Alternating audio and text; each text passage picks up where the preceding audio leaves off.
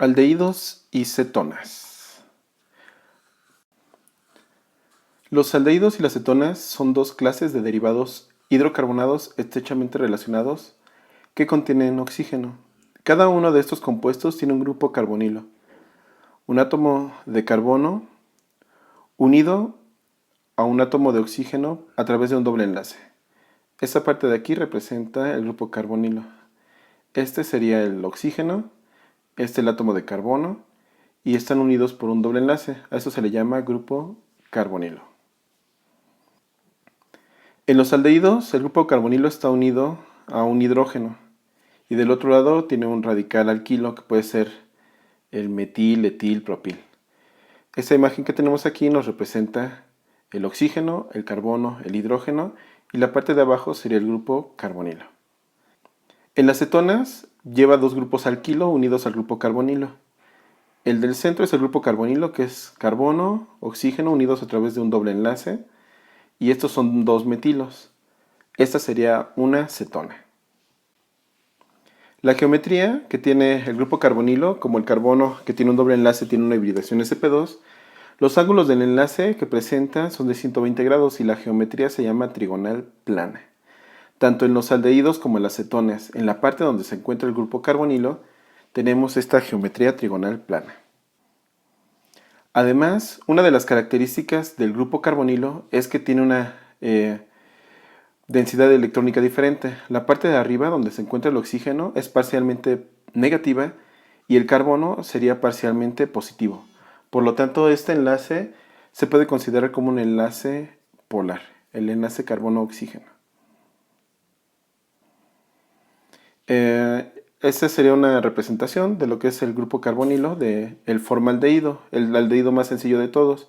Un oxígeno, un carbono y dos hidrógenos. La presencia de pares de electrones no enlazados en el oxígeno hace de los aldehídos y cetonas buenos aceptores de enlaces por puentes de hidrógeno. De ahí su mayor solubilidad en agua que los alquenos.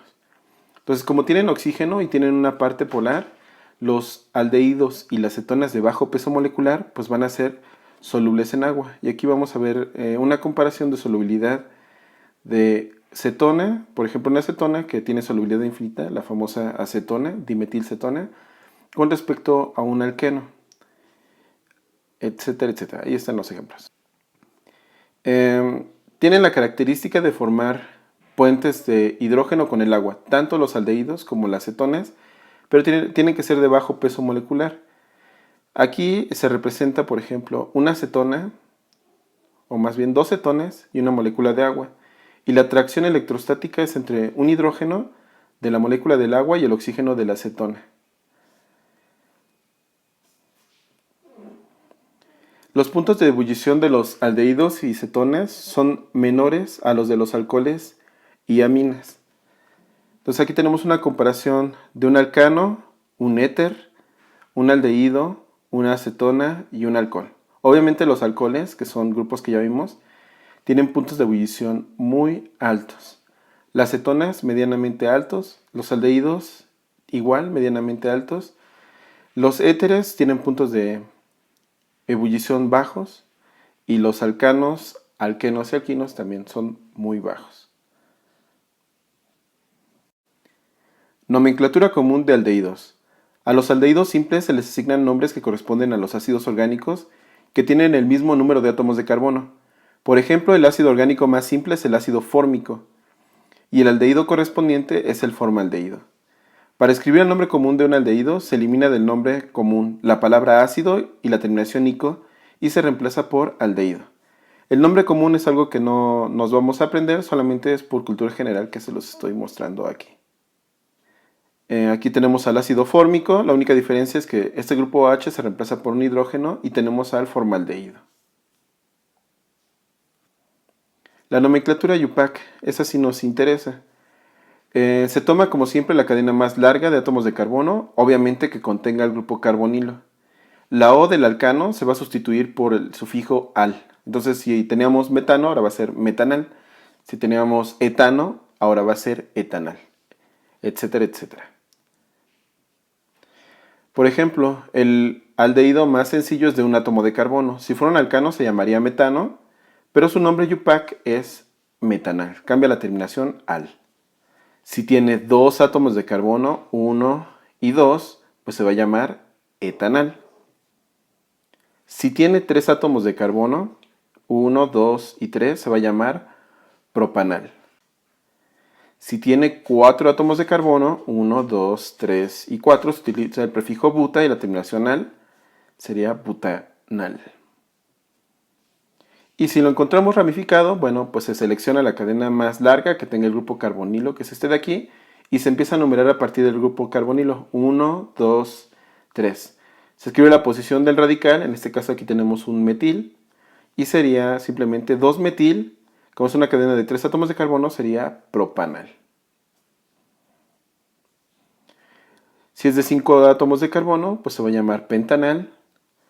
Y si está ramificado, por ejemplo este de acá, seleccionamos la cadena más larga de átomos de carbono, numeramos 1, 2, 3, 4, en el carbono 3 tenemos un metil, pues el nombre va a ser 3-metil, como la cadena es de 4 va a ser butanal. Si lo tenemos unido al benceno, pues se va a llamar benzaldehído. Esa parte que dice aceptado solamente quiere decir que la Yupac aceptó el nombre. Y bueno, si está ramificado, pues se siguen las reglas de nomenclatura de los compuestos aromáticos. En este caso, como está en la posición orto el cloro, pues va a ser ortoclorobenzaldehído. ¿Para qué nos sirven los aldehídos? Los usos principales de los aldehídos son la fabricación de resinas, plásticos, solventes, tinturas, perfumes y esencias.